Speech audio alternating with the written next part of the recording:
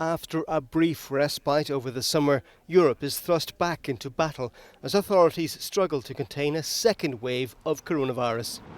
In partnership with pollsters Redfield and Wilton Strategies, Euronews sought the views of people in 4 major countries on a range of COVID-related issues. And opinions vary widely on governments' handling of the crisis. In Germany and Italy, most think the right measures are being put in place. But in France and Great Britain, more than half the population don't believe leaders are taking the correct approach.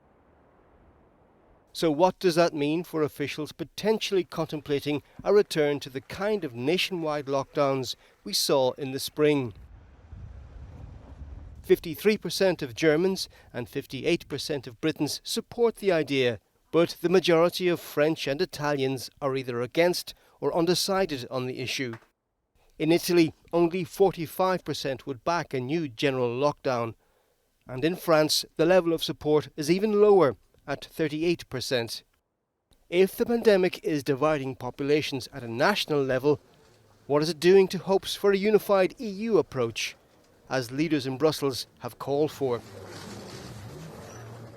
By significant majorities, Germans and Italians don't believe the European Union has a common strategy to combat the virus. But just over half the French do see a unity of purpose among EU nations. The issue doesn't arise in Britain, as it's no longer a member of the bloc. Whether they cooperate or not, governments across Europe are desperately hoping for an effective vaccine to ease the crisis. But do citizens share their enthusiasm? While they seem to in Britain, Germany and Italy, where sizable majorities say they'd be willing to be vaccinated.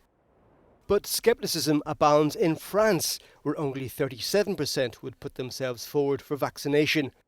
Almost 4 in 10 people say they'd refuse, and around a quarter are undecided. Overall, the optimism people experienced with the arrival of summer and the lifting of lockdown restrictions seems to be fading amid the relentless daily evidence of rising cases and renewed pressure on public health services. See the results in full on Euronews.com. Neil O'Reilly, Euronews.